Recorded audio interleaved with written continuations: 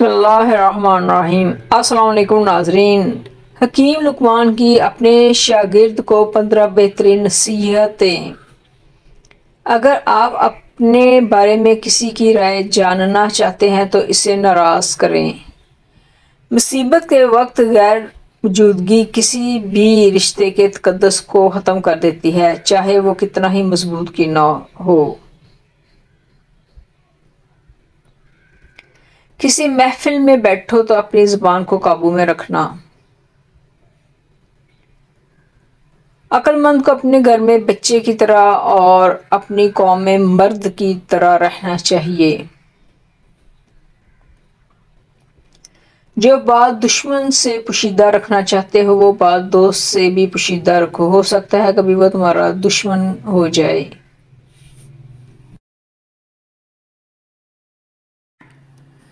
جہاں تک ہو سکے لوگوں سے دور رہنا تاکہ تیرا دل سلامت اور نفس پاکیزہ رہے۔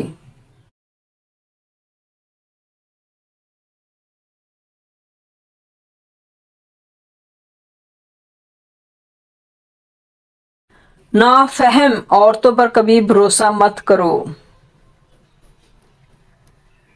اگر کوئی کام کسی کے سپرد کرنا ہو تو وہ کسی عقل مند انسان کے سپرد کرنا، اگر عقل مند میسر نہ ہو تو اسے خود سر انجام دو۔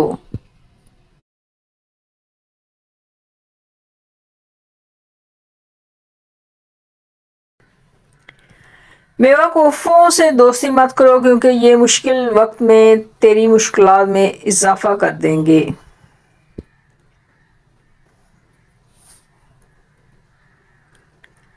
میں نے لوہا اور پتھر سب اٹھائے لیکن قرض سے زیادہ بوجھل چیز کوئی نہیں اٹھائی، اس لیے اپنی زندگی میں جتنا ہو سکے قرض سے بچنا۔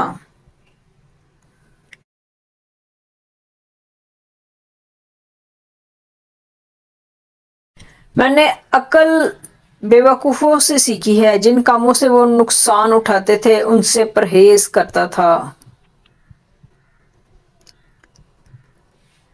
غصے کی حالت میں ہمیشہ سچ بولا جاتا ہے۔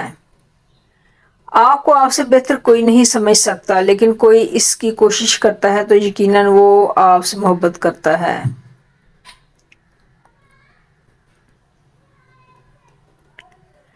عبادت کے وقت اپنے دل کو قابو میں رکھنا، جب دسترخوان پر بیٹھو تو اپنے پیٹ کو قابو میں رکھنا، کسی کے گھر جاؤ تو اپنی آنکھوں کو قابو میں رکھنا۔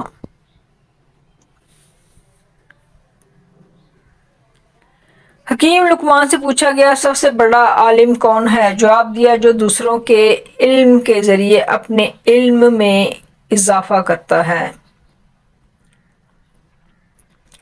اکثر لوگوں کے جب مقصد ختم ہو جاتے ہیں تو ان کا ضمیر جاگ جاتا ہے، جب تک مفاد رہتا ہے ضمیر بھی سویا رہتا ہے۔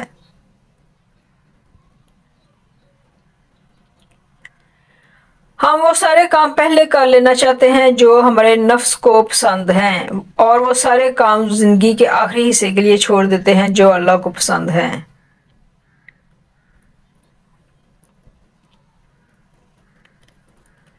حکیم لقمان کی اپنی بیٹی کو 10 اہم نصیحتیں۔ اگر تم چاہتی ہو کہ تمہاری اولاد نیک ہو، خاوند سے ہمیشہ رزق حلال کا تقاضا کرنا۔ اگر تم خاوند کے گھر میں خوش رہنا چاہتی ہو تو غیروں کی بات پر دھیان نہ دینا۔ عورت کے ہمدرد صرف 4 ہیں: باپ، بھائی، شوہر اور بیٹا۔ باقی کسی سے ہمدردی کی امید عورت کے لیے خطرناک ہے۔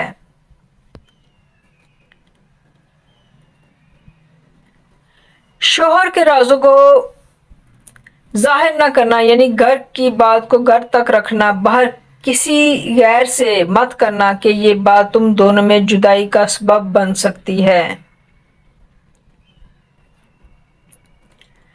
ہمیشہ خاوند کے مال کی حفاظت کرنا ہے، یعنی اس کو اپنا مال سمجھنا اور اسے صحیح جگہ خرچ کرنا، فضول خرچی سے بچے رہنا۔ کوشش کرنا کہ تجھ سے خاوند کی مرضی کے خلاف کوئی بات سرزد نہ ہو، اگر غلطی سے ہو بھی جائے تو غلطی کی تلافی کی بھرپور کوشش کرنا۔ اگر تم چاہتی ہو تمہاری زندگی اچھی گزرے، ہمیشہ صدقہ کرتی رہنا۔ اگر تم چاہتی ہو کہ خاوند ہمیشہ محبت کرے تو ہمیشہ صاف ستھری رہنا۔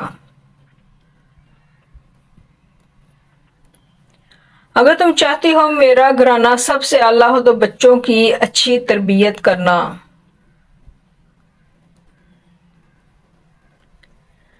دولت تقسیم کی جائے تو کم ہوتی ہے، علم بانٹا جائے تو بڑھ جاتا ہے۔ بچپن کا علم پتھر کی لکیر ہوتا ہے۔ حکمت اور دانائی مفلس کو بادشاہ بنا دیتی ہے۔ وقت کی اگر قیمت ہے تو وہ اس کا صحیح استعمال ہے۔ ہر قسم اور ہر طبقے کے لیے لوگوں کو پہچانو اور ان کے ساتھ مناسب برتاؤ کرو۔ ہر شخص کو اس کے ہنر و جوہر کے مطابق جگہ دینی چاہیے۔ میں نے زندگی میں 300 سال مختلف دواؤں سے لوگوں کا علاج کیا، لیکن اس طویل تجربے کے بعد میں نے